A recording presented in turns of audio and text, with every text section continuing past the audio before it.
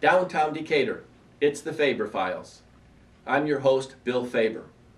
Because democracy demands debate, we present this program of public's issues and interests. Tonight is part 2, Master Storytelling. Nothing is more compelling than a story around the campfire, or a story riding in the car with your mom or dad, your grandmother or grandfather. Stories about your history, your present, and your future. Part 2 is Dan Kettig of Champaign-Urbana, a master storyteller. Later he'll be joined in duets and in conversation with Linda Dust. This is part 2 of a storytelling event held at the Wildflour Bakery here in Decatur. I hope you enjoy this evening's presentation. Keep telling stories. Thanks for watching. I remember when, many years ago, I was visiting the Decatur Arts Council across the street from Milliken, and President Reagan was visiting Milliken University. And I walked out of there with a guitar case in each hand. And I hear this voice saying, "Drop it, now." Now, if we have any musicians out there, you know that you're not going to drop it. I'm not going to drop my guitar case. And I turned around, there's these two men holding small cannons pointed at my head. And I very slowly put the guitar gently down in the grass. And they said, "Open up the cases." And I did. It was the Secret Service, and they were just wondering what I was doing with these long cases. And I said, and they looked and said, "Oh, guitars." He says, "You sure you don't want to check on them?" I said, "You know, I could have arrows under there. I could string up the guitar and just shoot." And they said, "Go home." And that's one of my fond memories of being in Decatur, was being accosted by the Secret Service. It doesn't happen everywhere, you know. Well, we have this wonderful language that we all speak called English. And it's become one of the universal languages, especially on the computer. And I'm going to tell you a story about one day when it was the 7th day and God was up in heaven, and he is waiting for prayers of thanksgiving and songs of praise. And he's not hearing anything. And he's getting a little fatigued. And suddenly, he says to himself, "Oh, myself! I forgot to give him language." So he calls over one of the angels and he says, "You know, we forgot to give those people down there language. So I want you to go down and give every tribe out there their own language." Now, one thing you should never do is give a broad spectrum of problem to an angel. I mean, they've been around for a long time, and remember, they're not male or female, and they have not a lot to do. So the angel decided to come up with kind of an interesting thing, and he says, "Great." So he goes down and he makes an announcement that Saturday there was going to be a giant turnip in the middle of a field, and all the tribes of the world had to come to the turnip. Each one had to take a big slice, it'd be a big silver knife, cut that slice off the turnip, and if they all ate the same piece, they had the same language. Like I said, you just don't give them a broad spectrum, you know, you got to make it very narrow for the angel. And then Saturday, the tribes of the world came to that turnip. Now, you know who the first tribe was. It was the Irish. And they ate that first big turnip, and they only moved 10 feet out of line, sat down and started singing songs and telling stories. They were having a grand time. Now the next ones were the Germans, and they had their slice of turnip, and they started telling everybody else what to do. And so it went through all the tribes of Europe and Africa, of Asia, North and South America, the islands of the world, every tribe getting its own language, except for one, the English. There was a rugby game going on, and they were all watching. And all of a sudden they realized they had missed it.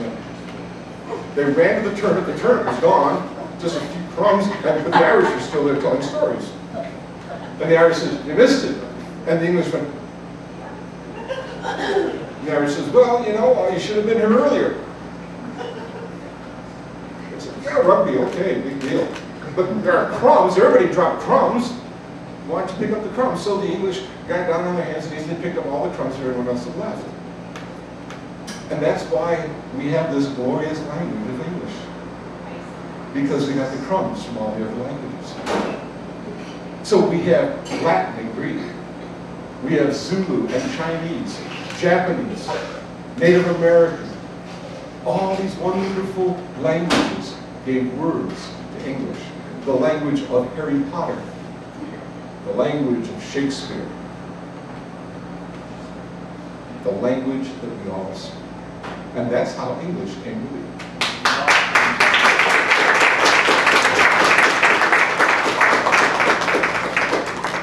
English was not my first language because I grew up on the south side of Chicago. My first language was a more guttural thing. But I grew up in a family where we spoke Croatian at home. My grandmother came from the old country. And in my school, 60–70% of the kids in my school spoke another language at home. Because we were all immigrants. All our families, either our mothers and fathers or our grandparents, had come to this country as immigrants. It was a great thing because, you know, by the time I was in 3rd grade, I could swear in 7 different languages.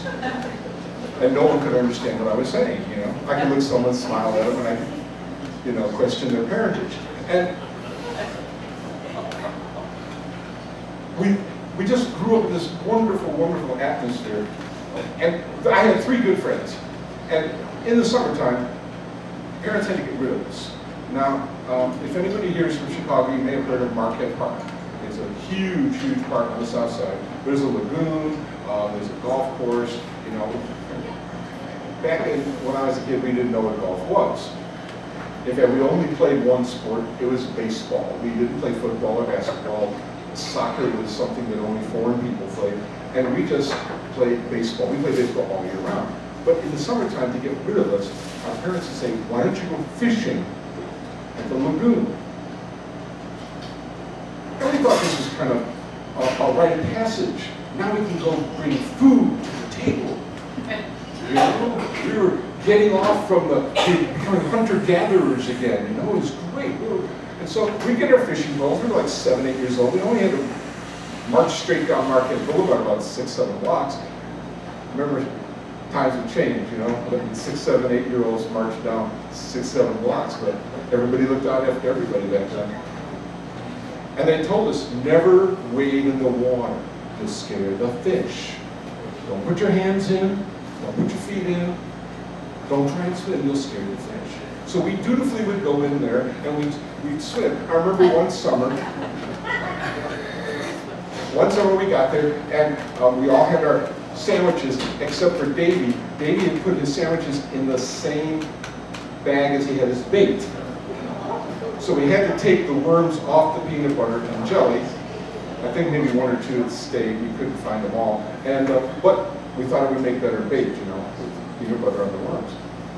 And we're sitting there, and it's getting hot, and we really don't understand why we're there. And we've never caught a fish in like 2 years.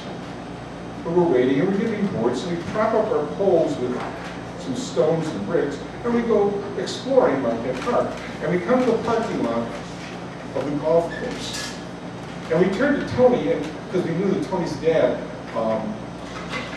played all kinds of sports, and said, do you know anything about golf? And Tony said, no, Dad doesn't play golf. But I watched this thing on television about golf.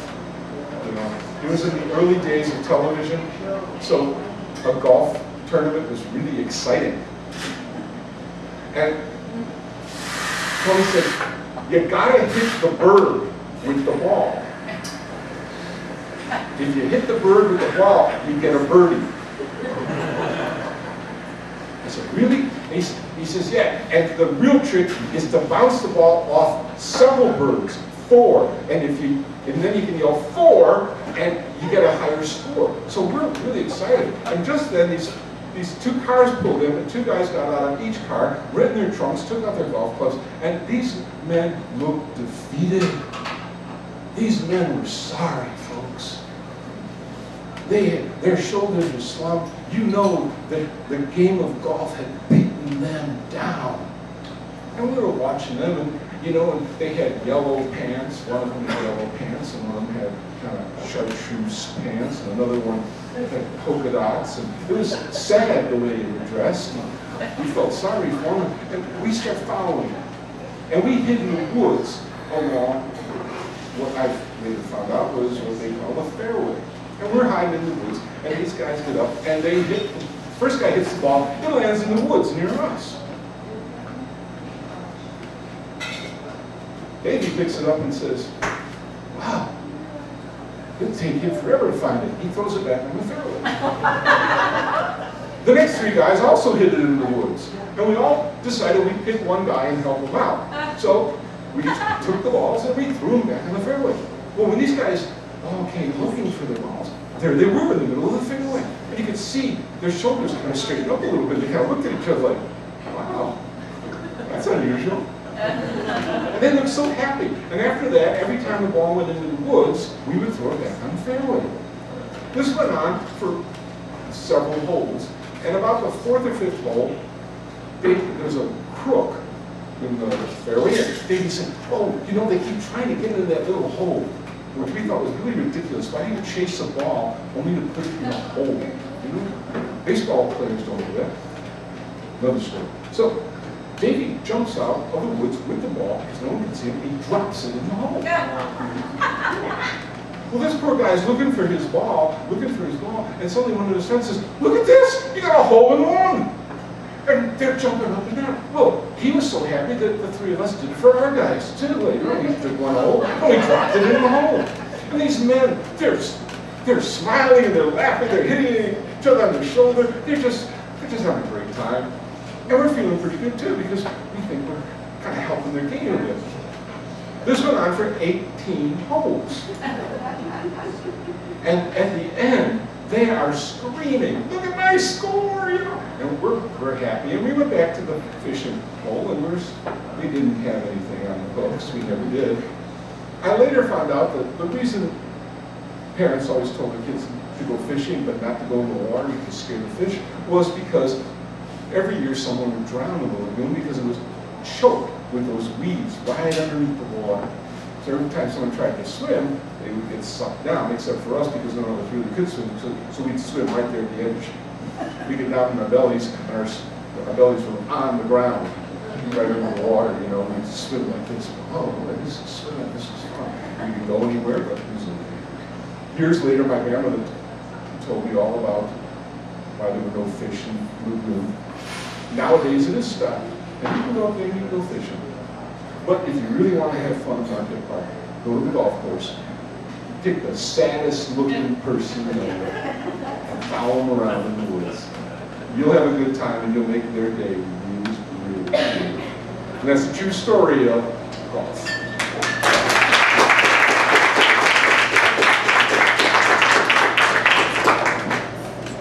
Well, we have a new dog. Nothing makes your life brighter than a new dog. We have a new Australian Shepherd. He's 15, 16 months old. His name's Mac. Unusual looking dog. He's white with lots of black spots and streaks all over him. And he has one eyelash that's white and the other eyelash is black. I mean, we're talking a beautiful, stunning dog. And I look back at all the dogs I've had. Every dog I've had something unusual about him. Personality, quirk, something that just made them wonderful. And Mac is living up to that. He likes to talk. That means he barks a lot. And he talks. And it starts with,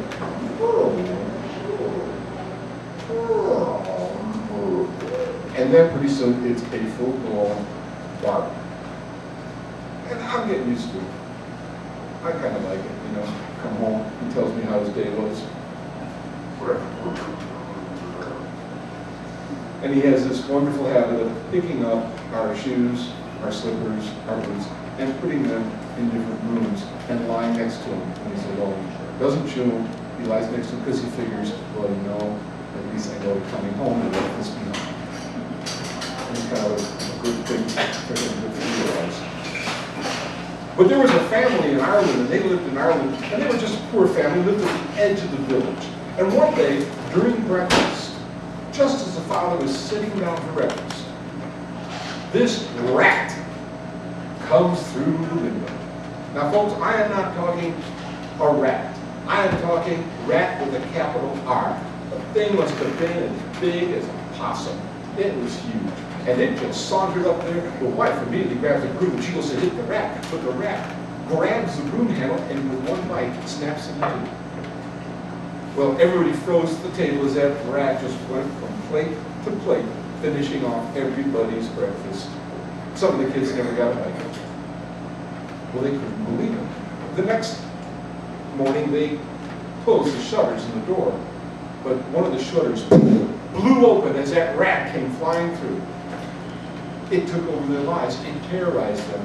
The children were being teased at school because they were the family with the rat. The father was going to work hungry every day. And finally, they decided to get a cat.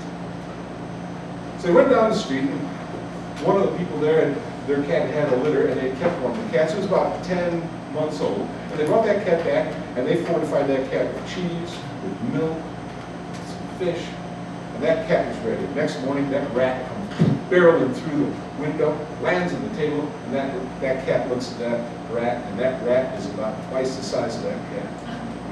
But the cat had courage, and he attacked that rat.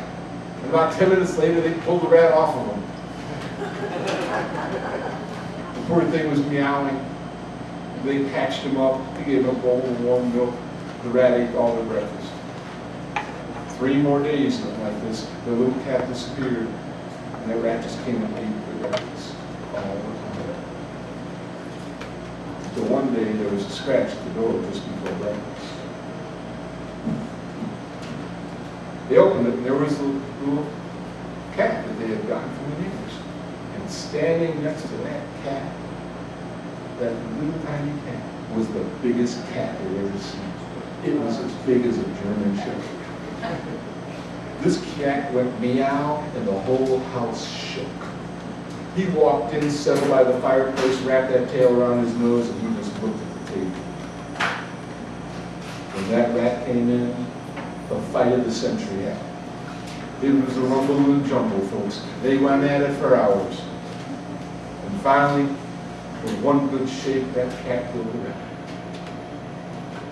They mended his wounds, gave him a big bowl of milk, and he left with the other cat, never to come back. But his legacy was there. They dug a grave for that rat, left him there. People would walk by and see how big that grave was and shake their heads. But you know, we all know why the cat left. You see, cats are independent. He probably had a circuit that he was on. Go from house to house, helping folks out. At least that's what my friends who have cats say. They always tell me that cats are much more intelligent than dogs. But I know the truth. And the truth is you look at your dog and you go, Rover. They hear Rover. And whatever you say after that, they don't hear a word of it. Stay, Rover. All they hear is Rover. Blah, blah, blah, blah, blah.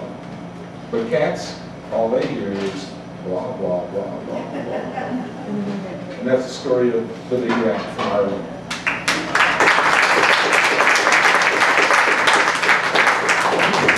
A little song from Ireland.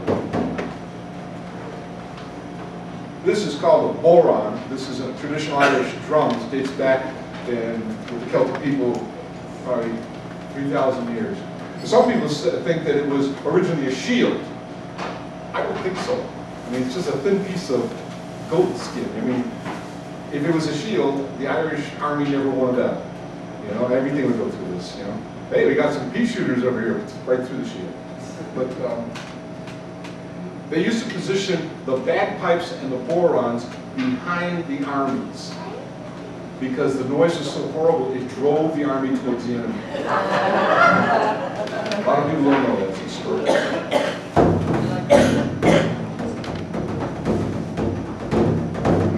And it's a very technical term for this. This is called a beater.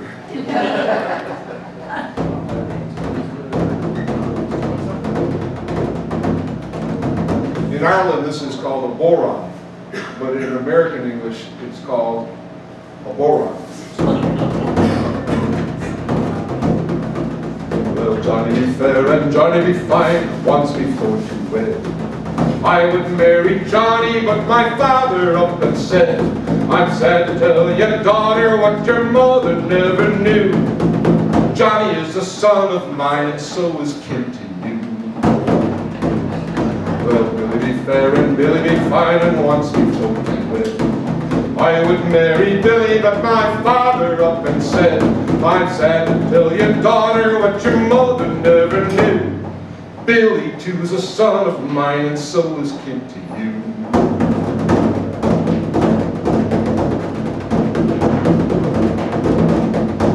Well, Jimmy be fair and Jimmy be fine, and once before to wed. I would marry Jimmy, but my father up and said, I'm so sad to tell you, daughter, what your mother never knew. Jimmy, too, is a son of mine, and so is kin to you. Now you've never seen a girl so sad or sorry as I was. The boys in town are all my kin, and my father is the cause. If life should thus continue, I shall die a single miss. So I'll go to mother and complain to her of this. Well, daughter in heaven, I taught you to forgive and to forget. And if your father sows oats, well, still you needn't fret. Your father may be father to all the boys in town, but still, he's not the one who fathered you, so marry who you will.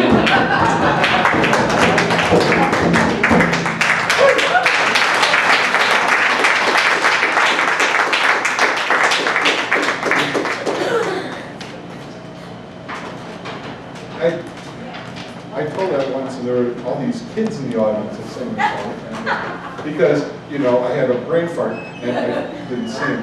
And when I finished, all these kids are going, and I said, it's okay, you just ask Mom and Dad when you get home. I'll tell you all about Mr. Kenny's song and what it means.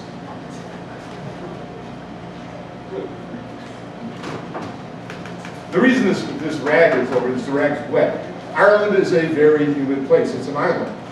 Borons have to be, they can't be tight. If you play them tight, it's a different sound, a different feel. So you have to have it loose. So in the wintertime, you'll always see people with wet rags over their borons. In the summertime, you see people with candles next to them because they get too loose and they have to tighten them up. You know, it's a strange instrument, but it's worth playing. It's a lot of fun. And today, my dog, Matt, heard it for the first time. And the first thing he did was take the stick, try to take the stick out of my hand. He was like, no, this is noise. Put this away. How much time we got? Okay, so. Plenty of time. Plenty of time. I'll tell you one more little story, then we'll get Linda up here. This is a 1-minute story, so you can take it home and tell your friends. Because storytelling is like that. You should share this with friends. This is a story from the Arab world. It's Nasruddin. Nasruddin is the wise fool. Every culture's got a wise fool. Here in the United States, we have Jack. Jack tales are about the wise fool Jack. All over Europe, all over the world, you have these wise fools. And my favorite is Nasruddin because there's hundreds and hundreds of these stories, and they're all little stories like this one. One day, Nasruddin was right here in this coffee house, sitting, I think, at your table. And a young man came in and said, Mullah, he says, I'm getting married tomorrow. Can I have your blessing? Nasruddin said, oh, yes, of course you got my blessing. Marriage is a wonderful thing. The man looked at him, the young man said, well, if marriage is so wonderful, why have you never married? And Nasruddin sighed, and he says, I wanted to marry. As a young man, I went looking for the perfect wife. I went to Isfahan, I found a woman of grace, we had nothing to talk about. I went to Cairo, I found a woman we could talk all night, but she had no grace. And finally I found her. In a little town, a little village, up in Lebanon. She had grace, we could talk all night, politics, religion. She was wonderful. And I said, Nasruddin, why didn't you marry her? And he said, Sadly for me, she was looking for the perfect husband. That's the story of my life.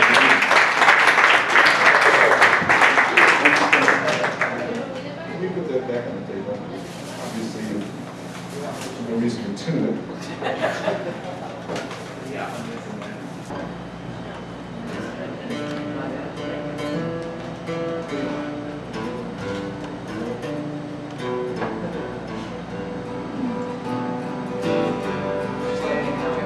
I'm going away to leave you. I'm going away for a while. I'll return to you someday if I go 10,000 miles. The storms are on the ocean, the heavens seas to fail. The rain loses its motion, the fire falls. Now who's gonna shoot your pretty little friend? And who's gonna glove your hand? And who's gonna kiss your ruby cheeks when I'm off in a foreign land? The storms are on the ocean, the heavens three seas together. This world may lose its motion, the fight that falls to me. Now Papa will shoot my video, and Mama will hug my ass. Amen, this world don't kiss my cheek till you return again. The storms Are on the ocean,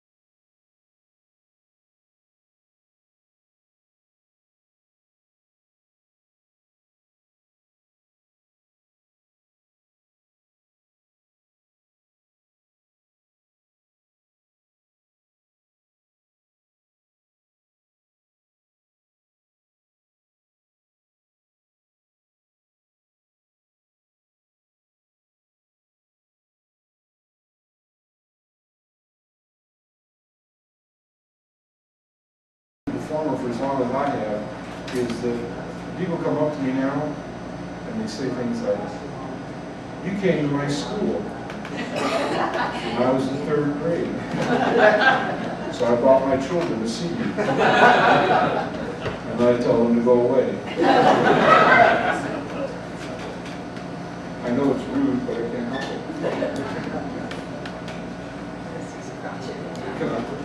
Because I'm a curmudgeon. And see, curmudgeon. And I love being the age I am because I can get away with being a curmudgeon. You can't do that at 20. At 20, you're just a jerk. Even at 30, even 40. Once you get 50, 60, 70, you can pretty much say whatever you want. And people just have to sit there and go, just tolerate him, you know? He's old. I don't know what that really came from. When the whale gets straight and the line runs out and the whale makes a blunder with its tail and the boat capsized and I lost my darling man and they never caught that whale, brave boys, they never caught that whale. Was in 1853 on June the 13th day, our gallant crew her anchor weighed and for Greenland sailed away. Brave boys, For Greenland sailed away. The lookout on the cross trees with a spyglass in his hand. There's a whale, there's a whale, there's a whalefish, she cried, and she blows at every stand. brave boys, She blows at every stand. Well, they struck that whale and the line played up, but she gave a flourish with her tail, and the boat capsized and 4 men were drowned, and they never caught that whale. brave boys, They never caught that whale. Oh, to lose that whale, my captain cried, it grieves my heart full sore. But to lose 4 of my gallant crew, it grieves me 10 times more. brave boys, It grieves me 10 times more. Oh, Greenland is a dreadful place. It's a land that's never green, where there's ice and snow and the whalefish row, and the daylight seldom seen. brave boys, And daylight seldom seen. When the whale gets straight and the line runs out and the whale makes a blunder with her tail and the boat capsized and I lost my darling man and they never caught that whale, brave boys. They never caught that whale.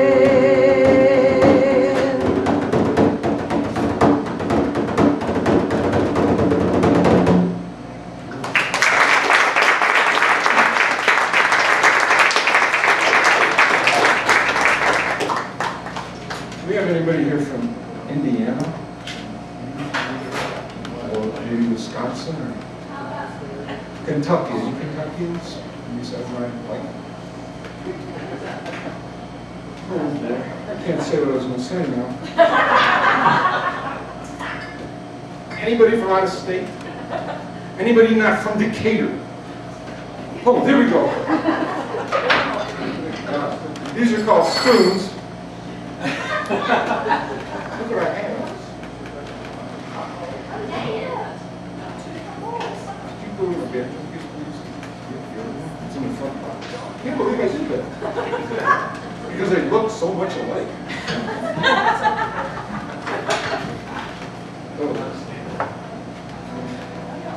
I learned how to play spoons in the streets of Chicago when I was a young man. I remember playing at the No Exit Cafe in Chicago one time, and I had forgotten my spoons, and it was dark, real dark coffee house. I reached down, grabbed some silverware off the front table, and played an entire song with 2 forks. Causing myself to have a stigmata in my left hand and 148 holes in my right thigh. Oh yeah, either one's fine. I got one of each. Another pair just like it, you mentioned. Could you give me an A?